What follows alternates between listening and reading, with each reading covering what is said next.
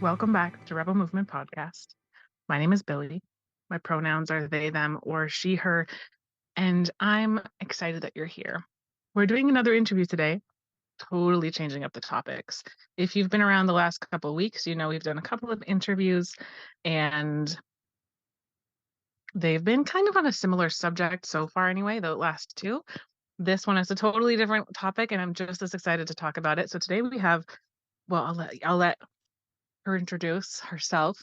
We have a wonderful guest, Naomi, and she's going to talk to us a little bit about her journey healing from eating disorders and then going into teaching movement and how her healing process has affected her own approach to movement. And I just think it's so important to talk about this kind of thing. I think if you're here, chances are you have your own story that is to do with movement and food and body image stuff. And um, I like to share as many of these kinds of stories as possible because I think they help to normalize some of the stuff we go through. Not that it's okay, not that I think we should have to all go through this kind of thing, but maybe we'll feel a little bit less alone when it comes to these experiences. So I hope you love this interview just as much as me, and I will catch you at the end of the episode. Hey, thank you so much for joining. I'm really excited for our conversation today. Do you mind just jumping right into like your name, pronouns, and then just a little bit about you? Yeah, absolutely. And I'm really, really happy to be here and to Oh, chat with you. thanks. I'm Naomi Gottlieb-Miller. My pronouns are she, her. And am, I always feel funny saying the first thing that I'm a mom. Like there's something about that as my primary identity that still feels like, like why is that my primary identity? But it very much is. So I am a mom. I have three kids. I teach yoga and movement. I try to clarify that what I offer now is very removed, I think, from what yoga should be classified as, what yoga should be called. And so my lineage comes from yoga, but I am influenced at this point by a wide range of movement modalities and include as much of that in my teaching as I can, mostly, to give my students just access to lots of different ways to move to feel better in their bodies. I've been teaching yoga and movement for 20 years now, which is wild to think. And I am in like this is another weird thing, I guess, to say, but I am an Air Force spouse. And the only reason I add that in is that has radically changed our lives in that my husband joined the military late in life. And so we didn't really start moving around until after Hmm. our second child was born, and he turns 8 in just a few days. So, it's that also has sort of influenced very much who I am in the past 8 years or so, because that was never an identity that I thought I would claim. But here we are. And what else? The way that I like to describe myself is that I'm a mover and a maker and a mom. So I think that kind of sums it up pretty Hmm. well. That's a good summary. Thank you. Sounds like quite a few big transitions in there too, right? Yeah, absolutely. Mhm. Yeah, I can't imagine. It would be such a big thing to get used to moving more often with kids because it's a bigger deal when you have kids because you have I mean the kid not only do you have like the kids to move, but you also have to help them with the moving process and like the coming to terms with it all. Like there's so much to it. Yeah, it's so hard, especially as they get older, because, they get, of course, so much more attached to their friends, to where they've lived, to their school, to all of those things. And my oldest is about to start middle school. And, Mhm. there's already so much intensity with, being a kid starting middle school, but being a kid starting middle school as the new kid in a place Yeah. and not really knowing anyone and leaving all of your friends behind and having some anxiety just about being 11 in general, Yeah. and about the Yeah. world, and not having the security net of friends. I think as adults, I mean, I can speak for myself in that I have been able to make friends on and offline with a little bit more ease as I get older. Um, and my daughter, my oldest, is incredibly extroverted. So, she actually makes friends really well, but, she also likes her little group of, so Mhm. it's just, it's really tough. Like I love the adventure of it. And, the kids don't choose it. Like they don't Yeah. choose to pick up and move every 3 years. So, this is actually in April, which is when we're recording. It's the month of the military child. And Hmm. it's just a reminder that, oftentimes you'll say things like, thank you for your service to the service member, but you never hear somebody saying to children, thank you so much for your service. Thank you for moving and for upending Yeah, for yourself your and having to support. make friends yeah, like, and so I think that's something that is worth just acknowledging too, that Mhm. it's so Hard on the hard kids. for the kids. Yeah. Yeah. We've just moved. I have two stepkids who are one is the same age as your oldest, although we don't call it middle school in Canada. So I'm assuming that's like what grade is middle school? Six, Sixth seven, grade. eight? Okay. Yeah. That's what I thought it was. And then one who's older, but so I totally get everything you're saying. um, and I'm just gonna like derail myself because I feel like I could keep going with that conversation, which is interesting, but I think that the stuff we had planned is even, well, just as interesting at least. um, that means I don't really have a very fancy segue, but we talked a little bit before we recorded, I mean, and in email and stuff, and you told me a little bit about having a history with eating disorder. And as you just told us, you're a movement teacher. Do you mind, just as much as is comfy, talking a little bit about like your experience with your eating disorder or disordered eating? Yeah, absolutely. So I started becoming very aware of my body and how my body looked when I was, I think, 8. Like I was really Oh young. yeah. Um, Yeah. and I was in dance classes and I, was a normal 8-year-old kid with I mean, and I use the word normal very loosely because obviously normal is kind of a relative term. But Mhm, mhm. I was just a kid. I was a kid in an 8-year-old body, you know, and I was in dance classes and I had friends whose thighs didn't touch, for example, and didn't have bellies that, stuck out. And my dance teacher made a really big deal about the girls whose thighs didn't touch and the Mm, girls whose bellies and butts didn't stick out. And while, in fairness, I wasn't on the worst of the receiving end, like there was a girl who was a little bit larger bodied than I am. I'm not a large bodied person, really, and I wasn't then. But she would go by and smack this other girl's butt to make her oh, squeeze it in and like that's smack her awful. belly. Yeah, I mean, and these are things not even about my own body that I remember, but I remember feeling like, oh, I don't want to have that happen to me.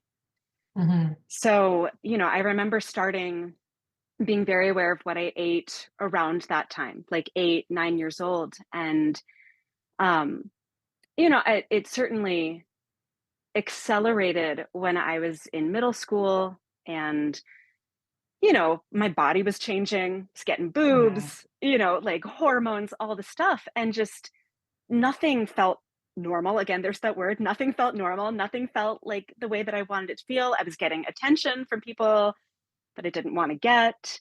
Um, Mhm. and, I think probably what happened in my child mind was, well, the only way to handle all of this is to make myself smaller, Mhm. right? So, I can say this with the adult language now of Mhm. making myself smaller so that I could, potentially be less visible, but also make myself smaller because that's what was preferred, like culturally speaking. I Mhm. was born in 1981. I grew up with, the heroin chic models of the 90s, that was what we looked at on the covers of all the magazines. And, I like to say that I'm very much a rebellious person. I don't like playing by the rules. I don't like boxes. I don't like any of that. But this was something I couldn't really avoid, culturally speaking. And so, I started restricting the food that I ate probably when I was in middle school, definitely in high school. Um, I had become a vegetarian when I was in 6th grade because all the cool kids were doing it, and then it became more of an ethical choice and all of that when I got older, but it also was a very convenient way to stop eating eventually dairy, to stop eating eggs, to stop, all of the other stuff.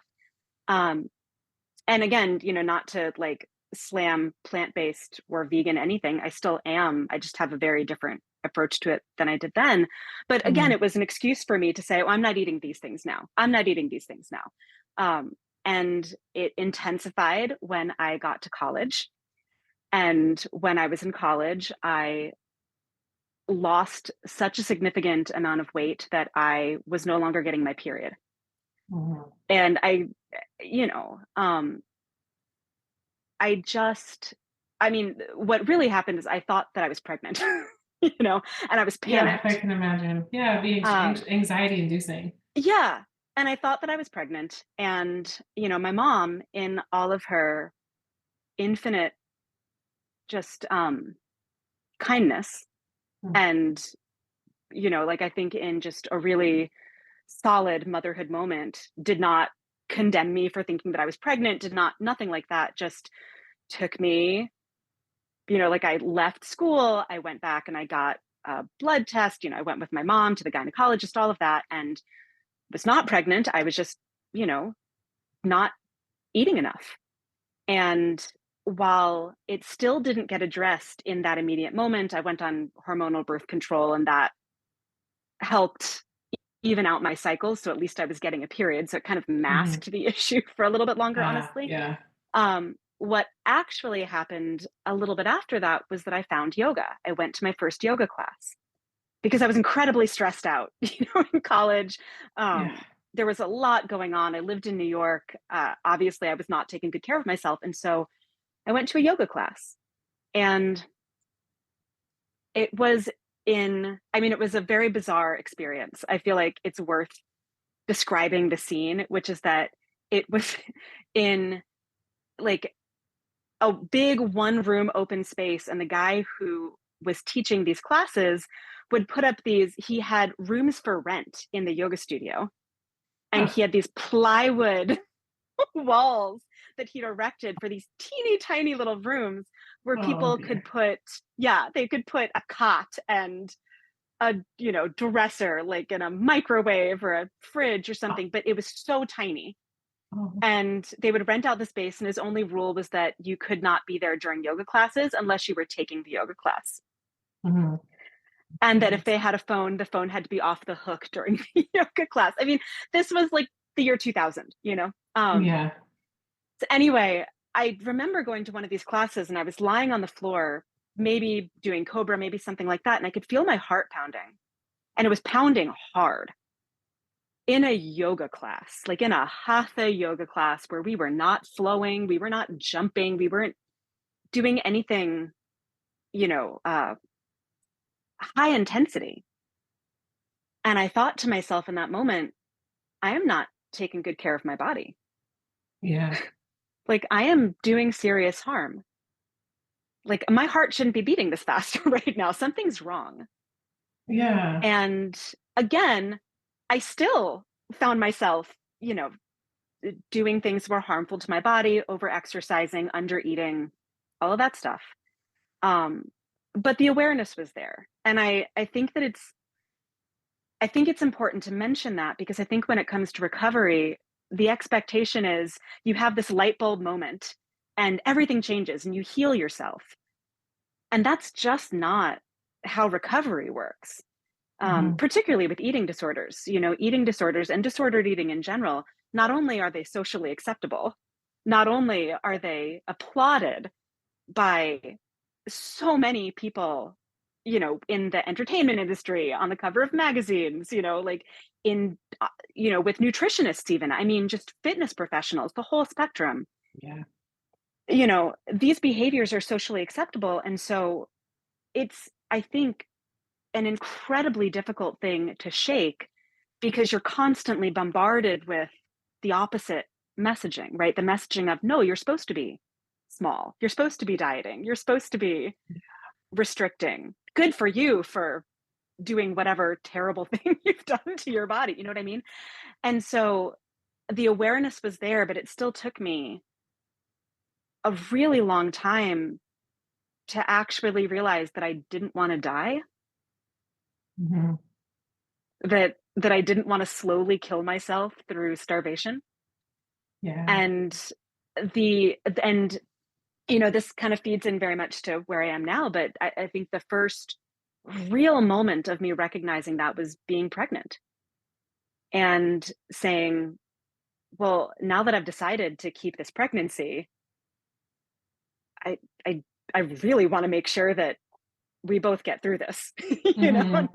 Now that I wanna do everything I can, I'm not gonna restrict, I'm not going to over-exercise, I'm not gonna do the things that are harmful for my body, because if they're harmful for me, they are absolutely harmful for, whatever is trying to grow inside of me. Like, you can't Yeah. grow if you're restricting, right?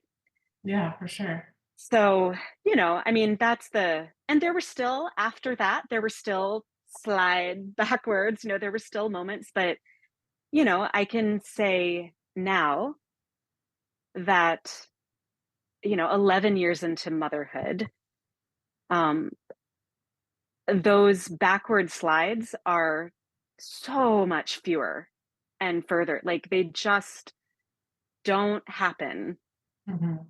almost at all anymore. And when they do, Mhm. I'm so aware of what's happening that it's like, okay, like, I have to check in with myself. What's going on right now? What am I worried about? Like, what's really going on? Yeah. Yeah, for sure. So Yeah. Those backward slides are definitely a normal yeah, part. I wish they weren't, but a normal part of recovery that is like I deal with, and a lot of people I know deal with, a lot of clients I know deal with. Um, yeah, that does definitely get easier. You kind of develop like the tools um like to be able to ride the wave a little bit better and recognize that this isn't your opinion. It's something that you were taught from our culture yes, really early on, and it is really frustrating sometimes, especially when it's a big wave and you have that feeling of like, oh, what is all of this work for then? If I spent all this time working on my recovery when it just comes up. But yeah, good. I'm glad that um the waves have gotten less often and maybe smaller. I guess it kind of depends on the yeah. definitely smaller, definitely smaller. I mean, it shows up, for example, in how I move. So as a Mhm. runner, it used to be, even after, having children, it used to be, I would say to myself, I can push a little bit harder. I'm going to run a little bit more. And Yeah. now I've gotten to a point where, unless I'm actually training for something, which I'm not right now, but unless I'm actually training for something, I don't time my runs. I don't really measure distance. Mhm. I let myself stop if I need to stop, which is the hardest for me. Like, absolutely Yeah. the hardest. But I try to give myself, or if I really don't feel like running, I'll say to myself, "Hey, it's okay. Like, I know that today was a planned run day. We're not gonna do it. Don't feel like it." And just really trying to honor that. And then if I then say, "Oh, well, because it was run day, I was going to have more protein or whatever," I try to again hear those voices and say, "Okay, you can still eat you can still eat normally. Just because it's not as high intensity does not mean you eat less." Like, it's just like an ongoing loop in my brain where I have to tell myself, Yeah, just as that as an example, for sure. just because it's not a high intensity day does not mean that I eat less. If I'm not hungry, I eat less. That's a different thing, right? But That's a different just thing. that it's just that conversation that I have to have with myself on days like that, where am I really listening to my body, or am I trying to do something to create a particular effect, Mhm. right? Or to adhere to certain rules or whatever that is. And that's when I know it's unhealthy territory, For sure. right? Yeah, that makes sense. Thank you so much for sharing your story. I know that stuff. I know you said that you talk about like you are pretty open with it, but I just wanted to make sure I let you know that I appreciate you sharing because Yeah. difficult, but I think it's really important because it's something that so many of us have experienced in some way or another. Um, and I think it can be really helpful to just bring more and more awareness to like different versions of the same story that we've all been told when we were younger because of the culture that we live in, because of diet culture, that we were told to be smaller. And being smaller meant either you had more value or it meant you weren't seen, which maybe was a good thing, or like for one reason or another, most of us have had, especially those who are AFAB and grew up in women presenting bodies or girl presenting Mhm. bodies. Something we all went through, and I think it can just be so empowering to just hear someone else's story. I feel like even if you've heard quite a few, I can just hear it. Like hearing Yeah. someone else is almost like more fuel for the anti-diet fire of like Yes. pushing everything else out of your head. Does that make Yeah. sense? Yeah. Yeah, absolutely. I mean, there are certain stories that I will keep for myself because they're not only mine, Mhm. that I'll ask permission, like if I'm dealing with something with my husband, for example, or if there's, some other relationship, those things I might not share, but in other ways, if it's my story, if it's about my body, about my lived experience, Mhm. if it's about motherhood and I'm not putting my kid on the spot in a really negative light, or I try not to, you know, Mhm. but I really feel that not everybody feels comfortable talking about these things, but I do. Mhm. And if I can, through sharing my story, make people feel less alone or less weird or whatever, then then it's not so much that then it has value. I think it has value on its own, but then it is useful, Yeah. in making the world bigger, or actually, I guess I should say, like, making our experiences more connected, I think is Yeah. is more what it is. I think so too. And I think it can be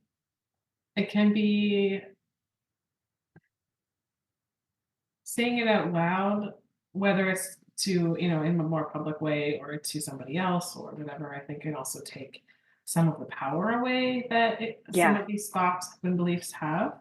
I know you talked about it a little bit. You kind of alluded to some of it when you talked about running. How did your this eating disorder and disordered eating affect your relationship with movement?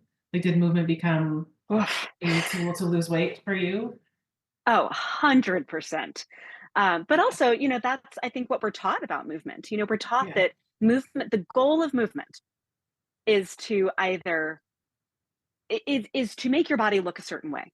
I'm gonna interrupt for a second, and part of the reason is because of an email I got from Naomi after we did the interview, also because of myself and just how this next part kind of sit and came out.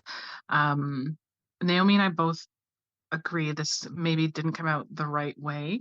Naomi did clear up with me after the fact that what they intended to say and what came out maybe wasn't very clear. So I just wanted to do a little, I don't know, interruption and just say that any body can do any movement.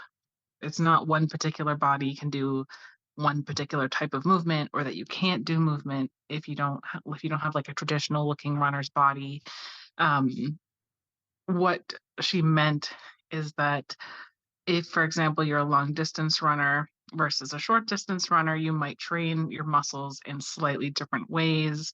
Or if you're a gymnast, you might train in certain ways. Um, and I think what Naomi intended was that sometimes, say, for example, swimmers or gymnasts can tend to have a particular look. But what she didn't mean to imply was that that's the type of body that can do that movement. Um, in her email, actually, you know what? Maybe I'll just read her email. I also wanted to clarify a comment I made that has been bugging me. I said something about how a certain sport can shape bodies to look a particular way. For example, swimmers often have a particular look because of their training. Gymnasts, too. Long distance runners or short distance runners train their muscle groups in different ways so their bodies can look a little bit different. What I didn't mean to imply is that there is a certain type of body that lends itself to these activities, or that people who don't have these more traditionally shaped bodies according to their sport aren't as legitimate somehow. I don't know if it was clear. I actually think it's really harmful to say that only certain bodies can do certain activities, so it's certainly not what I meant to imply. So there you go. Hopefully that's clear. I wanted to make sure I share it and put it in here as well because I agree it can be a harmful message that certain bodies can only do certain movements, and it is a message that I am actively um, promoting the opposite of in my work, and glad to share Naomi's correction after the fact. So I'll let you get back to the interview. Okay. Like, I think that generally we can say that, right? So a lot of times, for example, we'll say, oh, a gymnast's body, for example, looks like Mhm. this. It has a particular look. A swimmer's body looks like this. You can say that certain types of movement, for example, can shape Yeah. bodies in particular ways.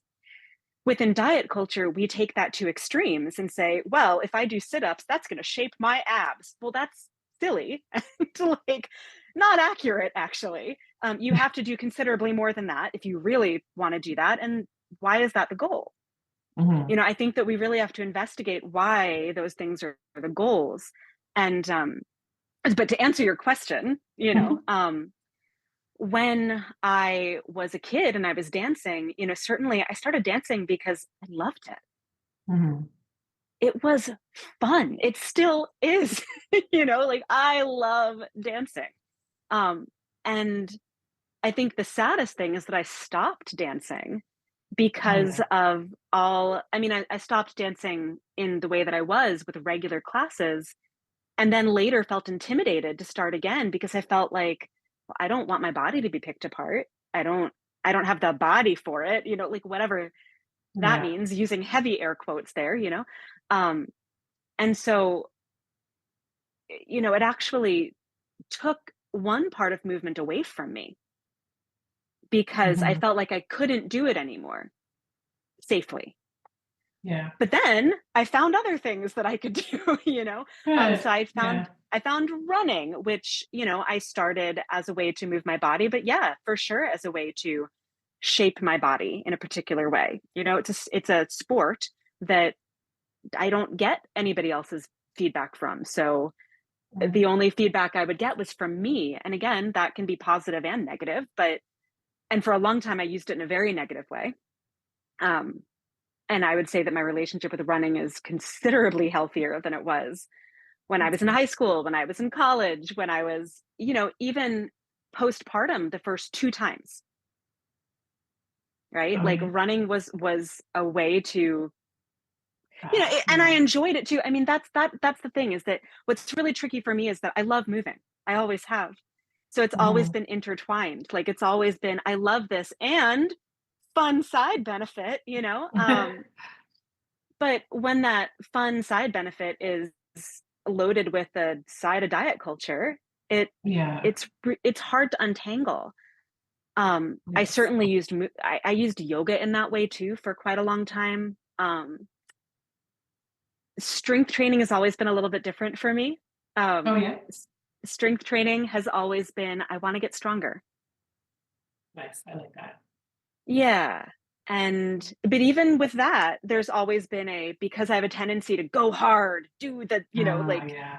push, push, push. I've had to learn how to pull back to, if I feel myself going too hard to a point where I'm getting injured, or like I'm going up in weight too fast, or I'm doing something not as skillfully, or whatever it is. Because strength training in of itself is not inherently dangerous. Like it's actually incredibly safe.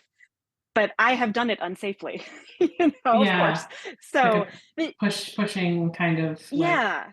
intensity. I can't think of the word that I'm trying to find, but No, I'm with you. um I know what you're talking like, about, yeah, but like in an extreme, using it in an yes, extreme sense, I guess is the one way of putting it. absolutely. Yeah. Yeah. So how So, did you oh, sorry, you go ahead. I didn't mean to interrupt no, you. no, go ahead. You can ask. It probably goes. I I feel can. like this is what you're gonna say anyway. But how did you start to untangle the like weight loss or like the diet culture part of it from all the other things? Like I'm sure it was helpful that you had the you love some of the movements and that you were like aware of some of the other things that you Yeah. liked about movement? How did you get the rest of it or start to get the rest of it out? I think that was key. Like, just loving movement is helpful. Mhm. There are a lot of Mhm. people who will say, "Oh, I hate moving, but I know it's good for me." And I'm not I'm not going to argue with that because that's actually helpful for some people. So I'm not going to yuck on that at all.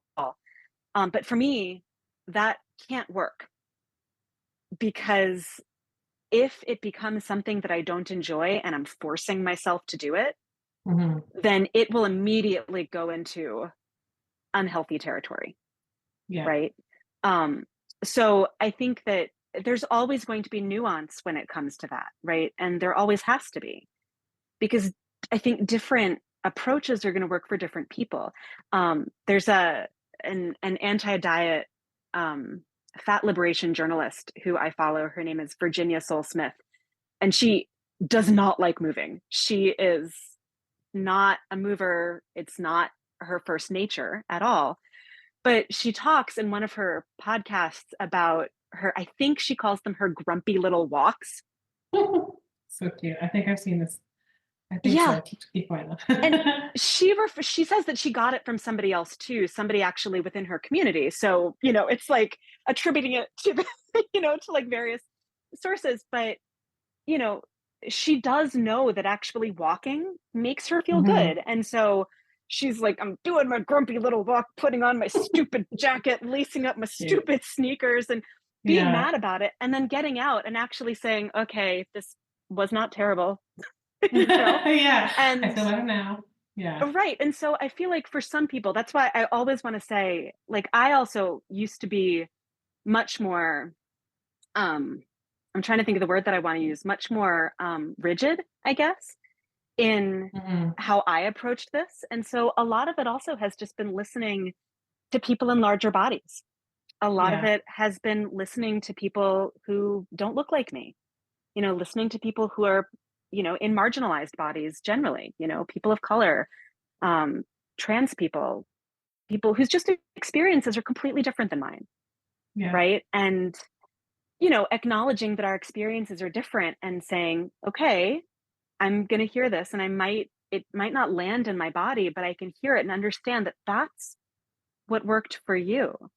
Um, Mhm. Also just listening to a lot of people who are anti-diet fitness professionals, people who are not pushing, go hard all the time. Just listening to people who are saying there are a lot of different ways to move your body. Yeah. I also think that it helps that I'm a person, again, like I said at the beginning, like I tend to push back against convention. I tend to For push back sure. against socially accepted norms. So that also helps me personally.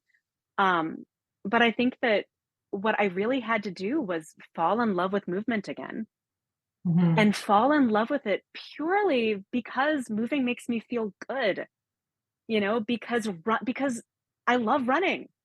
Lots of people hate it. I'm not going to advocate running for everybody. People hate running. I love it most of the time. You know, Yeah. um, Yeah. it's like so. I also think that movement is not a one size fits all sort of a thing. I think that we really have to look so much more broadly at what movement is. Right? We have I to think so look too. at like some people really love swimming. Some people really love like playing like dodgeball as adults. Do you know what I mean? Like they love joining adult sport teams, adult soccer teams. You know what I mean? Like there Mhm. are so many ways, right? And if we look at things just through this narrow lens of what movement can do, instead of like really feeling into what feels good, or even what can I tolerate? Okay. And this is a little bit of a different concept, and I'm really actually only putting it together now, but it comes from work that I've done with a writing coach, somebody, and she also does somatic works. She's one of my coaches, and her name is Caro May. And she talks about like a zone of tolerance, right? And she talks about it more in terms of like feeling, like when you're feeling things, like what's your zone of tolerance? Like, so if you are feeling something what can you tolerate within that feeling? And then what's just outside of that tolerance, and seeing what's just outside of that, and then being in that zone of tolerance and saying, can you widen it just a tiny bit? Right. And then sort of getting acquainted with that zone of tolerance, and then maybe widening it just a little bit so that you're just constantly playing at those edges. And I think that that actually works in movement too. It's like going back to Virginia Soulsmith's grumpy little walks, like Mhm. you can have those grumpy little walks and then realize, oh, maybe I'm only grumpy about it in the winter, actually, or in the summer. Maybe, you know what I mean? Like, I really don't Yeah. like it at these times, but these times are not so bad. So maybe they're not grumpy little, I mean, I can't speak for her, but it's more about like, can you just broaden just a tiny, tiny bit that zone of tolerance and breathe into it, right? And then Mhm. maybe discover, oh, if I kind of like walking in this way, maybe I will also like this. Maybe I can try that too. And I think that instead of restricting, it expands things for us a little bit, which is powerful, For sure. actually. Yeah, for sure. I think it's important what you said about it, how it's different it's different for everybody. I think it's so important because I think I thought about this a little bit, or actually probably a lot more than a little bit, but how um there's so many ways if you're looking in diet culture, specifically diet culture view, they there's so many different places where you hear this is the way, the like Hmm. only way to do this. This is the only, and you can hear like 17 different people say this exact like different things with the exact same, beginning, like this is the only way to do this. And I think to me, I think that leaving diet culture and being like rebelling against diet culture also kind of means rebelling against the idea that like one thing is good for everybody in Yeah. most senses. I'm not going to say all because I have no idea, but in most senses, that's actually not the case. And like you said, like you love movement and that's your thing, but like Virginia Soul Smith likes the grumpy little walks. I have a little bit of both. Like some movement I really like, some movement I don't like, but I know that it's good for my mental health and I feel better after. So I do it and I'm grumpy while I'm starting doing it. But when I'm done, I feel better. Yeah. But, it's just a different per person. You kinda have to, like, at least in my experience, and with my clients, you kinda have to, like, explore a little bit, try a little bit of both, and then along the way, sort of start to, like, figure out how your approach is what your approach is like and what's different about it. Um, and I think, yeah, I love the way you just described that because I feel like it just is such a good example of that, like, you love movement and it's was sort of like the thing that kept you going with it and helped you to fall in love with it or continue to fall in love with it Yeah. in maybe even a deeper way. Um, so how does your history, all of that, and I know that you're a mom. How do those affect how you teach and how you practice now? Yeah. So I think that the biggest shift for me in both how I practice and how I teach is that I used to, I mean, I came from a school of thought. And I think a lot of us who have been practicing yoga specifically for a long time came from a school of thought that yoga classes should be 60 minutes or 90 minutes long, and Yeah. that your home practice should actually look like that too. That your practice at home should be dedicated and strong, and you're building towards hard poses and this emphasis, and also included in that 30-minute long meditations, and just the expectation of having unlimited time for yoga and meditation and that sort of thing. And certainly when I was in teacher training, so we're talking 20 years ago, right? So 20 years ago when I was, I was 24 when I was in teacher training, 23 and then 24. Um, but I had lots of time. I was 24, you know? I was When I started my teacher training, I had moved back from New York City to live with my parents again. And they lived right outside of DC in Maryland. And it was a way to save money before, finding my own apartment and, save money while I just spent a lot of money on a teacher training and all of that. So I had lots of time to dedicate to a home practice. Like, what else was I doing? You know? Mhm. So I would do like 90-minute practices at home and bust out all the poses and whatever. And then, flash forward to becoming a mom and also still teaching yoga, like, and teaching movement and working at various studios in the DC area. And so, first of all, my kid did not sleep. The only time that she slept was when she was physically on my body. Okay. So I couldn't, and this was during the day, and I was home by myself. My husband had to go. We actually weren't even married at the time, but he is now. So whatever. He had to go back to work 7 days after I gave birth, and Wow. I was at home with an infant who wasn't latching, so she wasn't nursing very well. She was tiny because she was born early. Um, I was stressed because I couldn't figure out what I nothing, right? And so when I finally tried to get back to movement postpartum that first time around, not only did I have no idea what I was doing in my body because everything was foreign, but I didn't know how to fit it in because I was immediately thinking I've got to go back to 60-minute practices. Like I've got to, do this. And it took me actually quite a long time to realize that I didn't need to do that. Like, I Yeah. could do a 15-minute practice and that would be good. I could do cat cow for 10 minutes really if I wanted to, and that would be fine. And once I realized like, oh, I don't have to do even 30 minutes. I can just move my body for the amount of time that I have and do what feels good. That it was like unlocking a new level of life, you know? Um, and when I started my online studio, so back in 2018, right after my husband joined the military.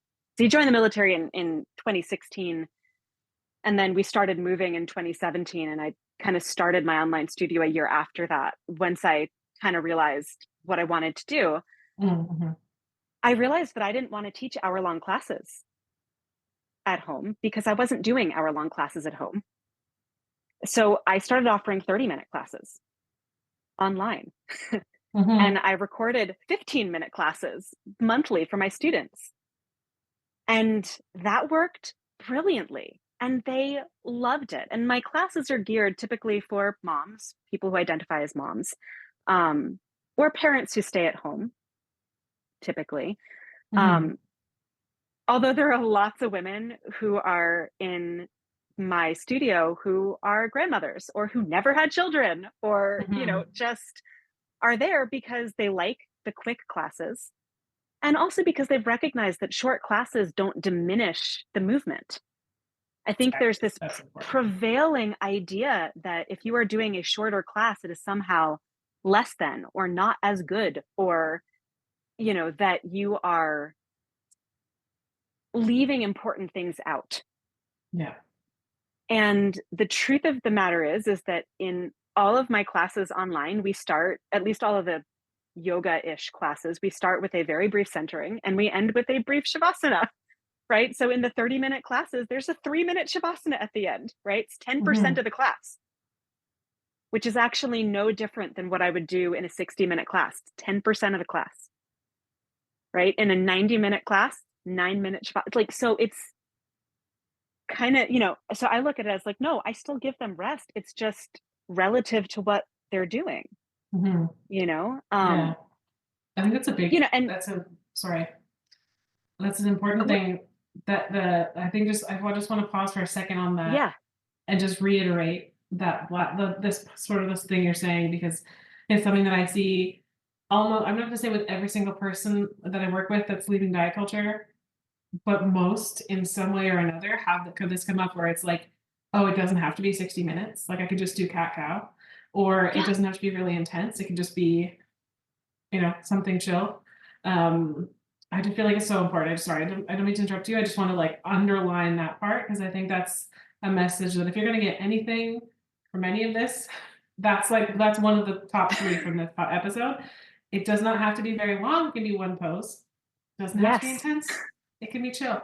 And it still counts. There's no prerequisites. There's no like, you know, list of things that you have to meet in order for it to be in quotes legitimate practice. The list doesn't exist. It's just something that we control Yes. from diet culture, and you can just throw it right out the window. Yes, exactly. And that's no, Mhm. and I'm totally fine because that is one of the most important things that I try to communicate Mhm. in my teaching. And all of my, I mean, my classes in my online studio range from 5 minutes, 8 minutes, 15 to 20 minutes, and 30 minutes. I Mhm. do a once monthly 60-minute class, like just because, but like it's not, Yeah. I love doing it and it's great because I give people more shavasana and people show up for it and it's fine. But there are people who show up to a live 15-minute class and say, thank you so much for Mhm. giving me 15 minutes today. Um, I build all my programs around this premise too. I have a free program called Power of One that is just one movement every day for 30 days. Just one movement. Just do that. Mhm. Because when we think about movement, I think that one of the most intimidating things is that people think they have to jump into the deep end. Like you have to Yeah, for jump sure. in at the hardest thing. And even going to a beginner's level class for somebody who has not moved before or who is coming back to movement after an injury or after giving birth or, after just being away for whatever reason, doesn't matter what the reason is, Yeah. right? It can be non physical. They can be away from it because of grief and they just have not wanted to leave their house or move their Exactly. bodies.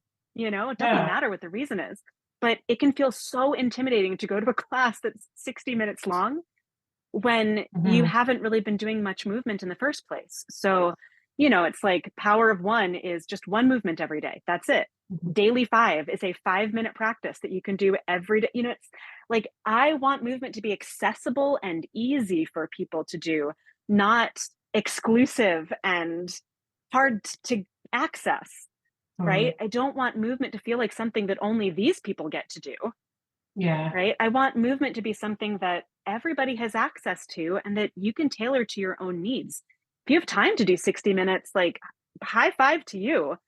If you have time to swing your leg back and forth before you pick up your kid from school, high five to you. I mean, it's like, Mhm. it doesn't matter to me what it is. And I don't think that putting a hierarchy in the movement world is particularly helpful for Yeah, I anyone. totally agree. Mhm. Yeah, I totally agree. I think that the only class that I teach on a regular basis that's an hour is a restorative class where we don't ever really stand up. We Hmm. just like do slow stretches.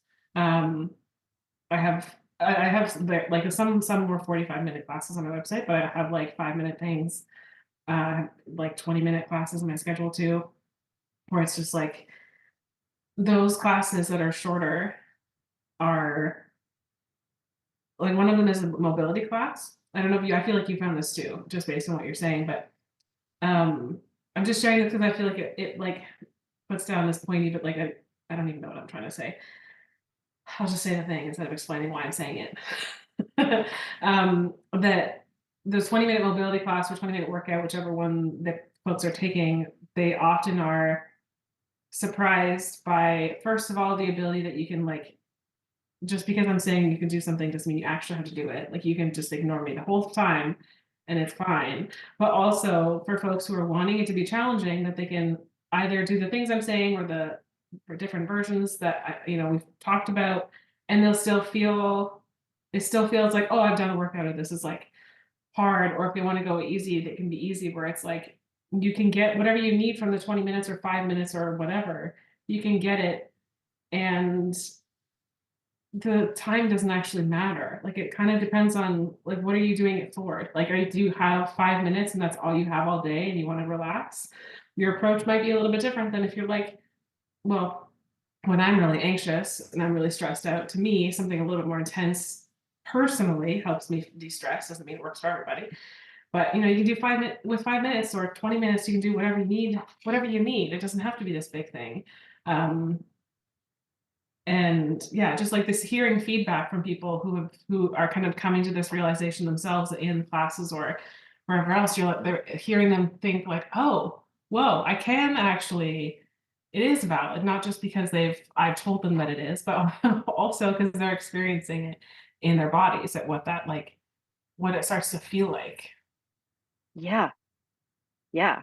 I mean, I think it's a really empowering way to approach movement. And I think empowering Mhm. is a word that tends to get really overused these Oh days, yeah. in particularly in the yoga and wellness and fitness space. Mhm. I also think there is something to be said for taking your power into your movement practice Mhm. and letting not letting outside influences say this is what it's supposed to be. Yeah, Right? for sure. I also think that it's a lot easier to start a habit of movement if you are starting small and slow Mhm. than, if you are trying to accomplish something incredibly challenging every day. If you're aiming for 60 minutes every day, good luck. Yeah, But, honestly, who you has that know, much time? yeah. Well, and I think Mhm. about it too, when I mean, I also think this is actually what I was going to say, is that I think that this is what makes online yoga so cool, is that, Yeah. you really can tailor these classes to however long you or I want them to be. I can say, I'm going to do a 5-minute practice, to give to people on my YouTube channel or whatever. And that can be like the moment in the day that somebody's able to do it. And I think that as soon as we start saying things like, well, it's just 5 minutes, or that's not really doing much, is it? You're starting to just make people feel bad about the Mhm. lives that they live and the complications that might exist and all of those things. And you're pushing people out of the space instead of welcoming in. For sure. And that just shouldn't be the goal. Yeah. It shouldn't be the goal of movement, No, it at shouldn't. all. One thing that I think it was my therapist who told me this. I can't remember now, but it was in a different context, but I use it in this context a lot because sometimes other people can say like, "Oh, what's that going to do?" But sometimes our brain will also say it. Like we will think it in our heads, like diet culture's voice, whatever.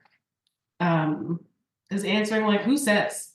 Like kind of like your inner sassy toddler voice. However you want to approach it. Like, who actually says? Who says? Nobody says.